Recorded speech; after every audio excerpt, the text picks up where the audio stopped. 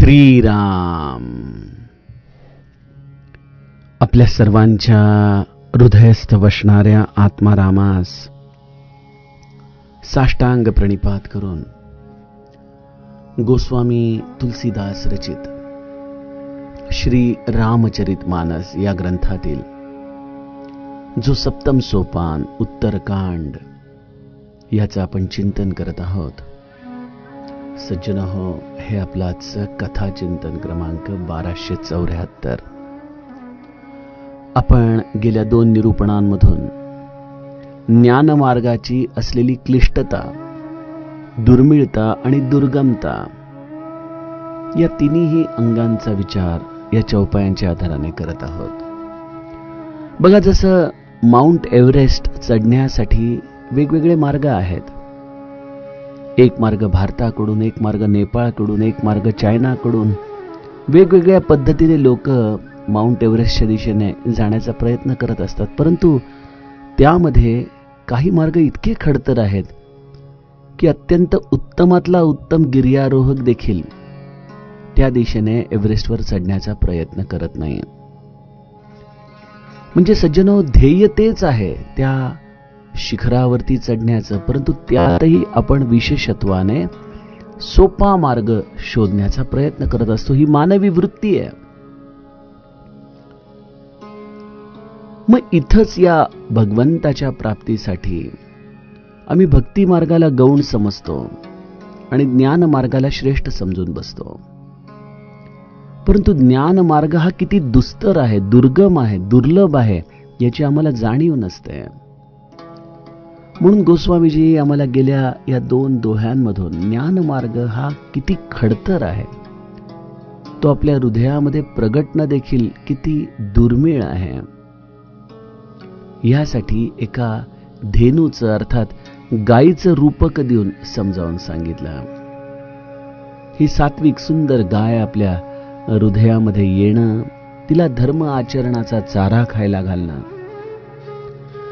अशा या गायीला आस्तिकतेचं कालवड होणं आणि मग तिला हे दूध निघण्यासाठी निवृत्तीची दोरी पायाला बांधणं, विश्वासरूपी पात्रामध्ये ते दूध जमा करणं, निष्काम मनाच्या गोसेवकाकडून हे कार्य करून घेणं, असं हे धर्ममय दूध मग आपण वैराग्याच्या अग्नीवरती तप्त करणं, निष्काम भावनेच्या अग्नीवरती तप्त करणं, क्षमा संतोषाने त्याला थंड करणं, धैर्य शमरूपी त्याला विरजण लावणं, मुदितारूपी चित्ताच्या कळशीमध्ये त्याला दमनरूपी इंद्रियांच्या असलेल्या या रवीच्या आधाराने घुसळणं आणि त्यातून प्राप्त करायचं आहे ते वैराग्यरूपी लोणी. असं लोणी शुभाशुभ कर्माच्या इंधनावरती तापून त्यातला ममतेचा मळ काढून टाकून मग हे ज्ञानरूपी तूप निश्चयात्मक बुद्धीमध्ये थंड करायचं असतं. तूप प्राप्त झालं, आता जे चित्त आहे त्याचीच समई करावी. त्या समईमध्ये समत्वाच्या असलेल्या तिवईवरती तिला ठेवून तिन्ही अवस्था आणि तिन्ही गुणांच्या आधाराने एक सुंदर कडक वात तयार करावी. गुरुकृपेच्या आधाराने मग हे निरांजन प्रज्वलित करावं आणि मग हा आत्मानुभवाचा प्रकाश आपण आपल्या हृदयामध्ये अनुभवावा.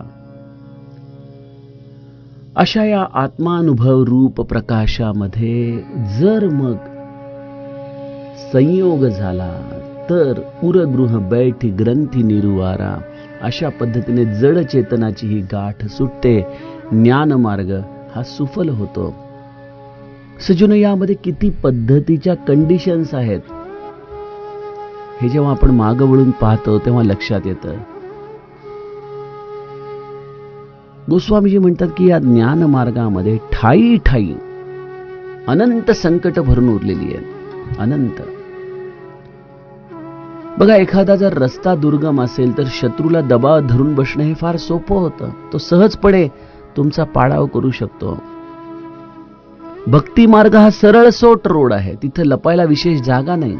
खूप लांबचं अंतर आहे, त्यामुळे शत्रू देखील विशेष पर्वा करत नाही त्या मार्गावरती चालणाऱ्या लोकांची. परंतु ज्ञान मार्ग हा विहंगम पक्षाचा मार्ग आहे. जसं एखाद्या शॉर्टकटनी जाताना रस्ता हा अवघड असतो आणि अशा अवघड रस्त्यावरती ही माया दबा धरून बसलेली असते.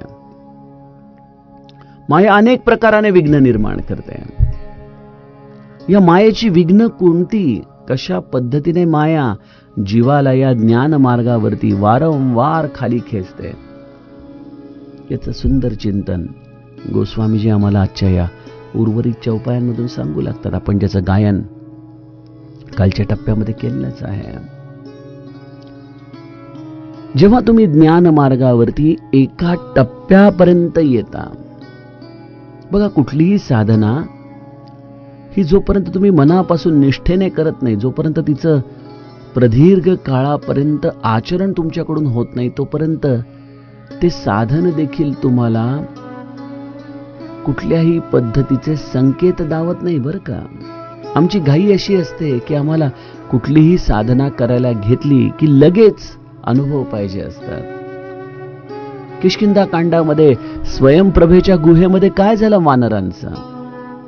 स्वयंप्रभा त्यांना म्हणाले की तुम्ही डोळे मिटून बसा, मी तुम्हाला सीताजींच्या पर्यंत घेऊन जाते.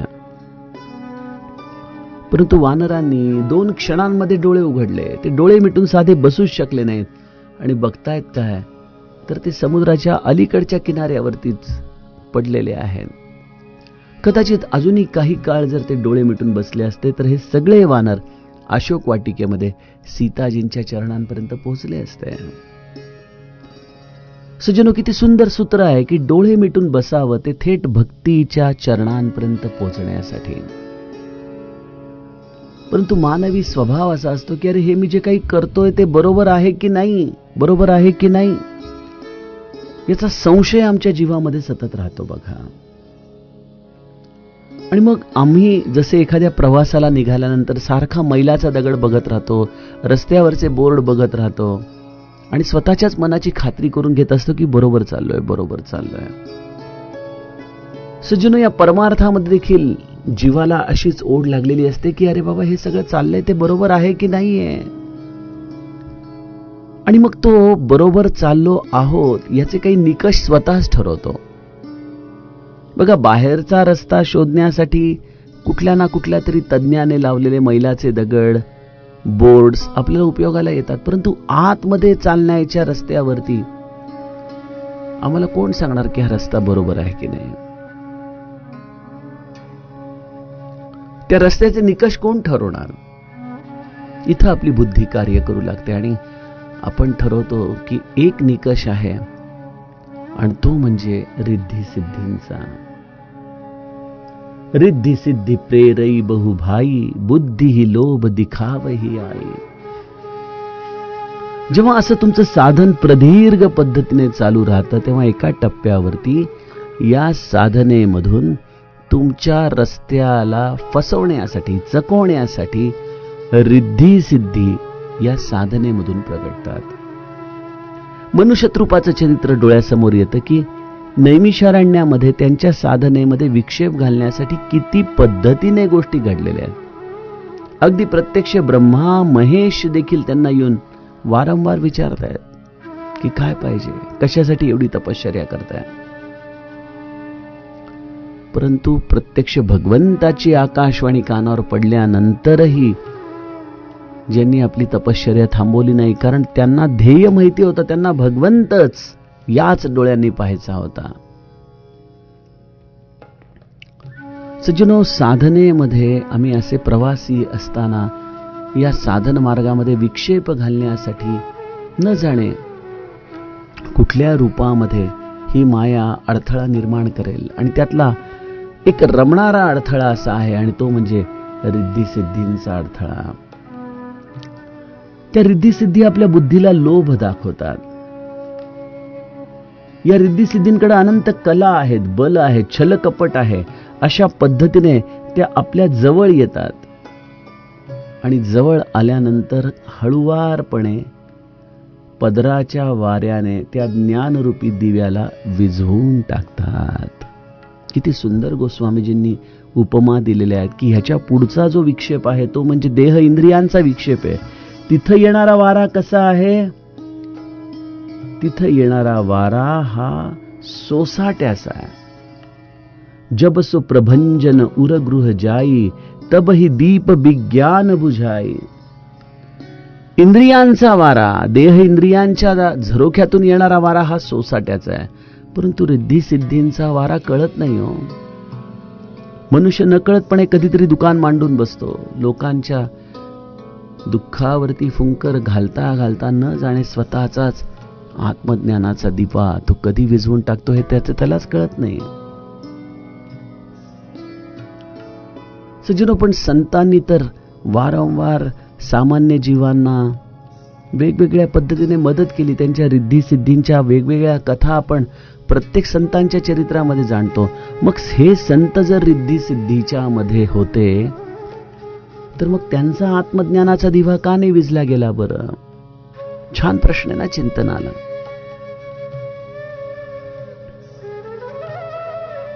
सज्जनो, माऊली ज्ञानेश्वरीमध्ये म्हणते की जसं सूर्यप्रकाश एकदा सूर्य उगवला की त्या सूर्यप्रकाशाची किरणं ही सर्व चांगल्या आणि वाईट गोष्टींना स्पर्श करतात, परंतु त्या खरंच स्पर्श करतात का त्याला?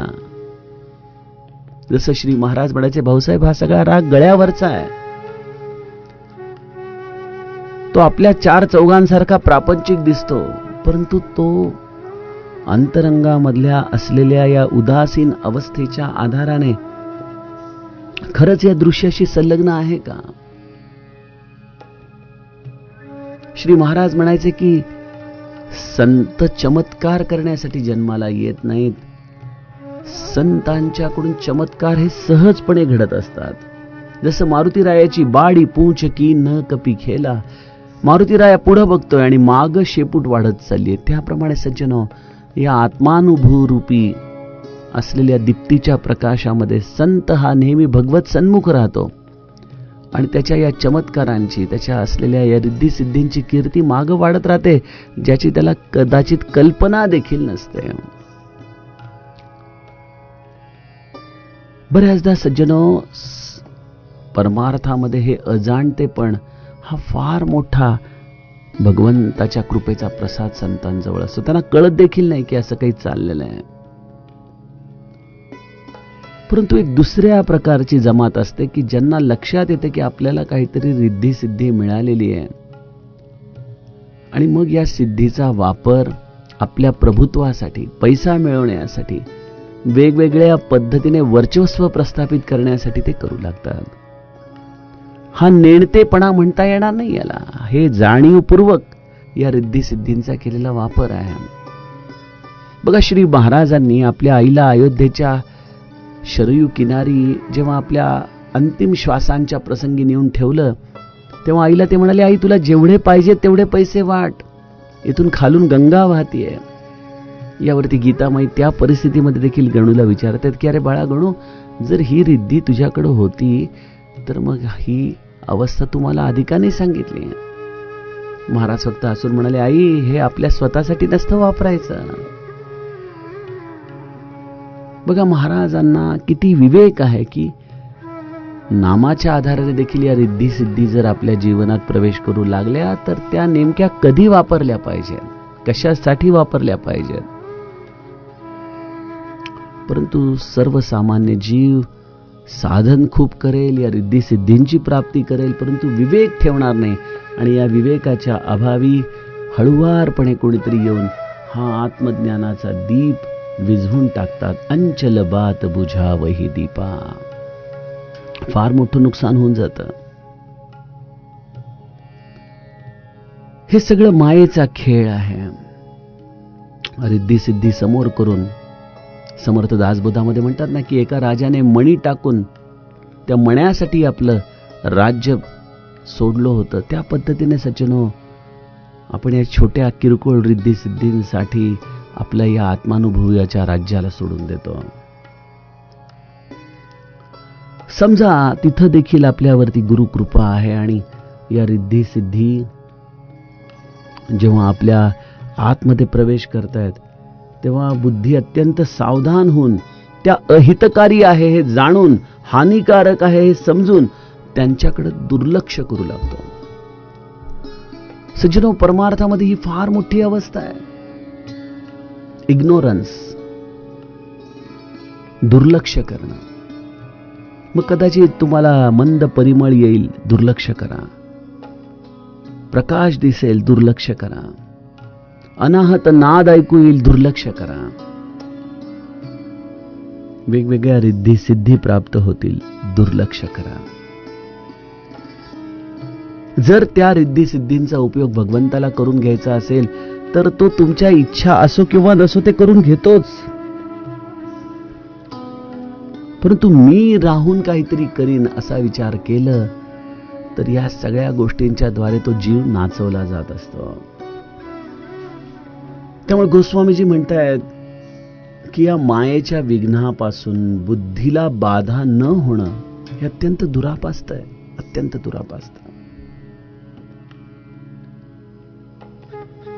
मला तो एक हिंदी चित्रपट लक्ष्य बघितलेला आठवतो की ज्यामध्ये कारगिल वॉरवरती हा पिक्चर बनवला होता आणि त्यामध्ये तो स्वयंपाकी आपल्या सैन्यातल्या मेजरला सांगत असतो की जेव्हा तुम्ही शिखर जिंकाल आणि जेव्हा शत्रू पक्षाला हुसकावून लावाल त्यानंतर कुठल्याही परिस्थितीमध्ये गाफील राहू नका, कारण आतापर्यंत पाकिस्तानी सैन्याचं अशी प्रथा आहे की ते काही वेळ तुमचा असलेला पोस्ट सोडून पळून जातात, तुम्हाला गाफील करतात आणि नंतर अचानक फार वेगाने हल्ला करतात. त्यामुळे तुम्ही काही झालं तरी, जिंकला तरी गाफील राहू नका.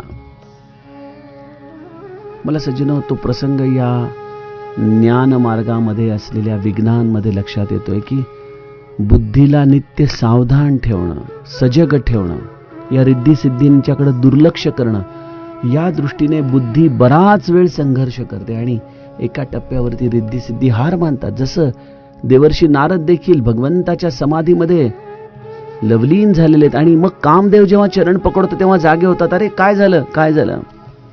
आणि कामदेव म्हणतो की आपण मला हरवलं. अरे मी तुला हरवलं असं म्हणताच या मदाने नारदांच्या हृदयामध्ये प्रवेश केला आणि कामदेव फत्ते झाला, विजयी झाला, जिंकला तो. सज्जनो, जेव्हा आमची बुद्धी सतत आम्हाला सांगत राहते की बघ तू कसं त्याच्याकडे दुर्लक्ष करतोय, कसं त्याच्याकडे दुर्लक्ष करतोय, असं करता करता एका टप्प्यावरती बुद्धीला प्रशंसा मिळते की तू जिंकलास, जिंकलास. आणि अशा रीतीने बुद्धीने एकदा का विश्राम घेण्याचं ठरवलं की माया म्हणते हीच ती वेळ आहे, बुद्धी गाफील झाली आहे, आता आडमार्गाने आपण या ज्ञानदीपाला विझवण्यासाठी प्रवेश करूयात. आणि तो कुठला मार्ग आहे? इंद्रिद्वार झरो खानाना, तह तह सुर बैठे करी थाना. गोस्वामीजी म्हणतात की या इंद्रियांची ही जी द्वारं आहेत, ही द्वारं थेट हृदयरूपी घरापर्यंत येतात आणि या इंद्रिय रूपी द्वारांना झरोखे आहेत. तुम्हाला जुन्या काळचे वाडे आठवतात का? अंधारमय वाडे असायचे आणि मग वरच्या मजल्यावर एक झरोखा असायचा, त्यातून एक उन्हाची तिरीप खाली थेट स्वयंपाकघरापर्यंत येत असायची.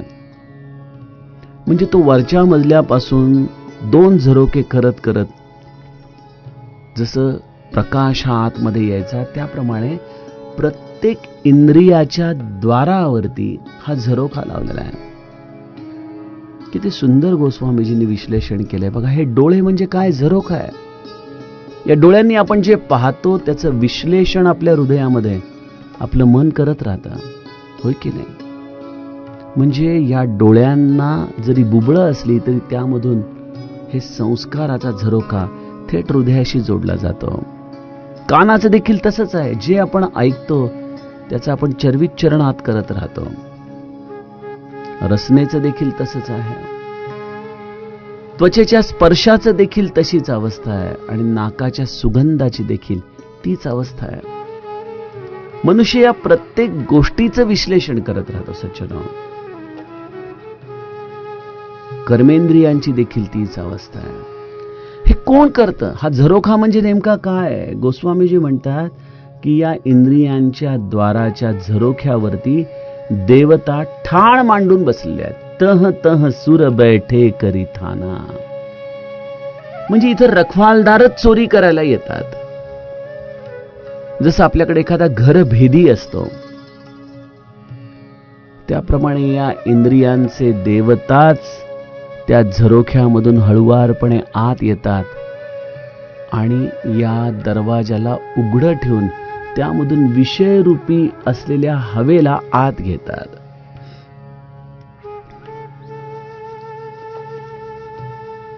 बघा, हे ब्रह्मचारी लोक, ही संत मंडळी, ही सगळ्यांपासून असे फटकून का वागतात? कधी विचार केलाय का आपण? श्री महाराज देखील सांगतात ना की बुवा होण्यासाठी आपल्या स्वतःचा स्वार्थ जाळावा लागतो. समर्थ म्हणतात की संन्यस्ताने प्रापंचिकांमध्ये जास्त उडबईस करू नये, कारण की त्यांचे गुणधर्म आपल्याला लागतात.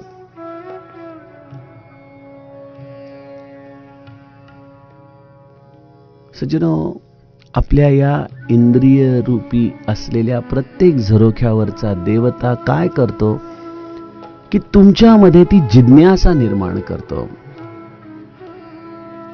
आणि त्या जिज्ञासाची जशी निर्मिती तुमच्या इंद्रियांमध्ये व्हायला लागते, तसा तसा त्या झरोख्याचा दरवाजा तो उघडू लागतो. म्हणजे इतक्या वेळ ही इंद्रिय असूनही बंद आहेत. पूज्य बाबा त्यांच्या एका निरूपणामध्ये, मला वाटतं महाराजांची मानस पूजा आपल्याला 14व्या अध्यायाच्या सुरुवातीची, मला वाटतं जी ज्ञानेश्वरीत आहे, ती सांगत असताना इंद्रियांच्या कळ्या अर्पण कराव्यात सद्गुरूच्या चरणी, असं पूज्य बाबांनी तात्यासाहेबांना म्हणजे वाणीरूपी महाराजांना विचारलं की इंद्रियांच्या कळ्या का म्हटलेलं आहे, फुलं का नाही म्हटली? तर यावरती श्री महाराज म्हणाले की इंद्रियांच्या कळ्या हे बरोबर आहे, कारण कळ्या या मिटलेल्या असतात. त्याप्रमाणे सज्जनो, सद्गुरूला या इंद्रिय सुखांच्या पासून कशाचीच अपेक्षा नाही. त्याला जर काही हवं असेल तर या इंद्रियांच्या कळ्या झाल्यासारखी तुमच्या मनाची अवस्था झाली पाहिजे. मिटलेल्या कळ्या. डोळे आहेत, परंतु डोळे आता कुठल्याही विषयामध्ये रमत नाहीत. कान आहेत, परंतु कान दोष गात नाहीत. रसना आहे, परंतु रसना तृप्तीची हा हव्यास संपलेला आहे. सुगंध आणि दुर्गंध या दोन्हीही गोष्टी आता समसमान झालेल्या आहेत. देहाला वस्त्राचा स्पर्श देखील असला काय आणि नसला काय, अशी एक समत्वाची भावना निर्माण झालेली आहे. हे आहे इंद्रिय असूनही त्याचे झरोखे बंद करणं. परंतु आमची अवस्था काय होते की आमच्या सगळ्या इंद्रियांच्या कळ्या नाही, अगदी प्रफुल्लित उमललेल्या फुलांसारखी अवस्था असते. म्हणजे जणू काही या देवतांनी या इंद्रियांचे झरोखे फार मोकळे करून दिलेले आहेत. या विषयांनो या, जसं यायचंय तसं या, भरमसाठ प्रमाणामध्ये या. समाजामध्ये आपण बघतो ना की एखादं छिद्र जर सापडलं तर माणसाची वृत्ती असते की ते छिद्र आणखीन कसं मोठं करता येईल. त्याप्रमाणे सज्जनो, आपण देखील बऱ्याचदा या इंद्रियांच्या थोडंसं कह्यामध्ये गेलो की ज्या इंद्रियाचं आपल्यावरती प्रभुत्व चालतं त्याचा झरोका हा स्वाभाविकपणे मोठा होऊ लागतो. एखाद्याला खाण्याची आवड आहे, अरे थोडंसं खाऊया, चालतंय, असं म्हणता म्हणता न जाणे आम्ही किती खाऊन बसतो. अरे थोडेसे दोष ऐकले, दुसऱ्या दिवशी जर दोष ऐकायला नाही मिळाले की कान लगेच म्हणतात अरे आज कोणाचं तरी विशेष चिंतन ऐकायला मिळालं नाही आपल्याला. हे छिद्र वाढवण्याचे असलेली लक्षण आहेत. आणि हे सगळं या मायेच्या अखत्यारीमध्ये हे देवता करत असतात. आणि जसा तो झरोका उघडतात, जब सो प्रभंजन उरगृह जाई, तब ही दीप विज्ञान बुझाई, ग्रंथि न छुटी मिटासो प्रकाशा, बुद्धि विकल भई विषय बतासा. अरे आत्मानुभवी रूपी या निरंजनाची दीप्ती लावलेली आहे, परंतु अजूनही जड चेतनाची गाठ सुटली नाही या प्रकाशामध्ये. आणि तेवढ्यातच ती सुटण्याच्या आधीच इंद्रिय रूपी झरोख्यामधून वायू आला आणि निरांजनाला विझवून गेला. अरे अरे अरे,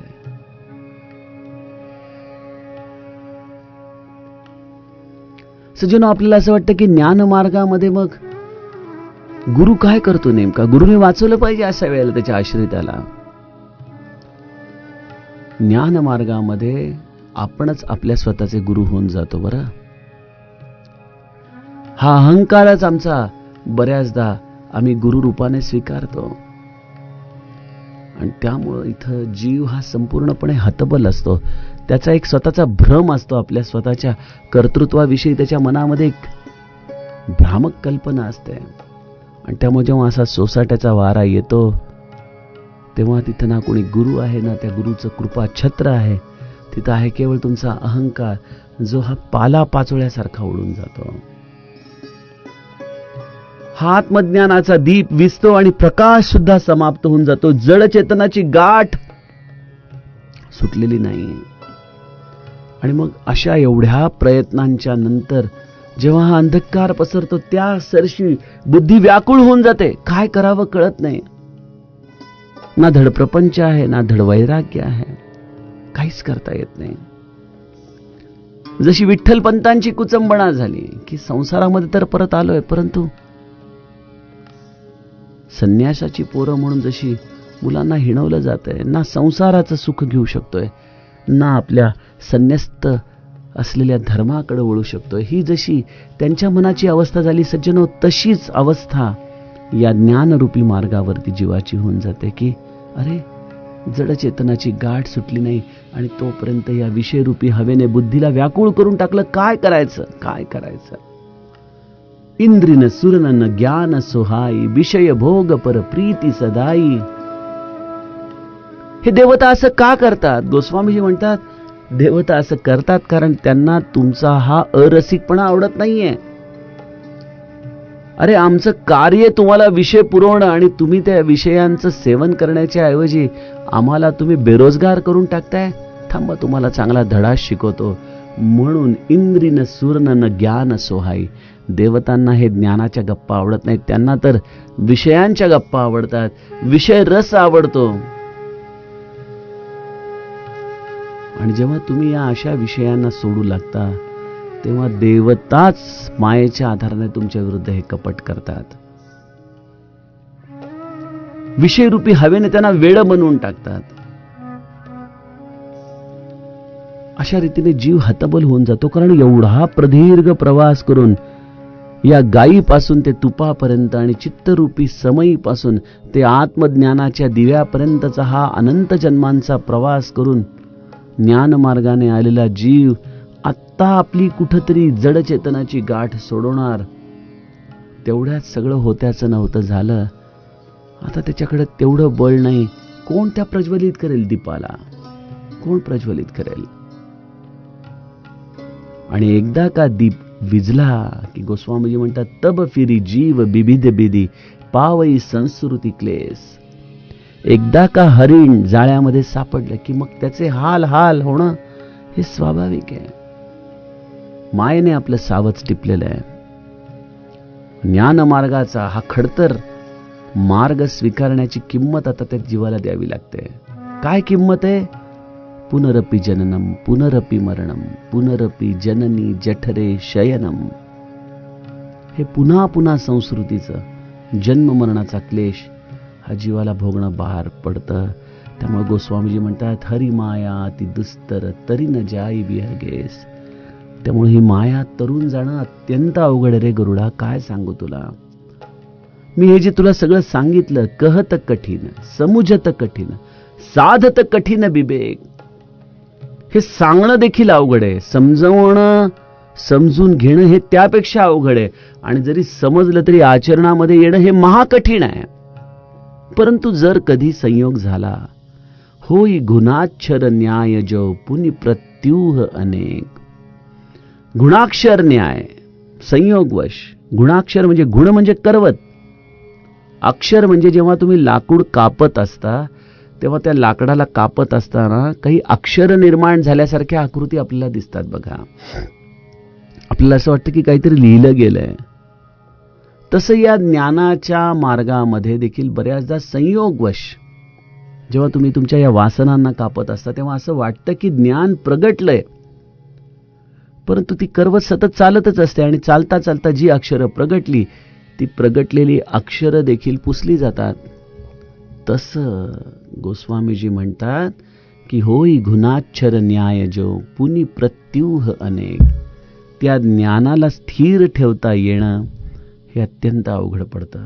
त्यामध्ये अनंत विघ्न येतात आणि त्यामुळं हा ज्ञान मार्ग हा सर्वसामान्यांसाठी अत्यंत दुस्तर आहे. सज्जनहो, अशा या ज्ञान मार्गापेक्षा भक्ती किती श्रेष्ठ आहे हेच गोस्वामीजी आम्हाला सांगू पाहत आहेत.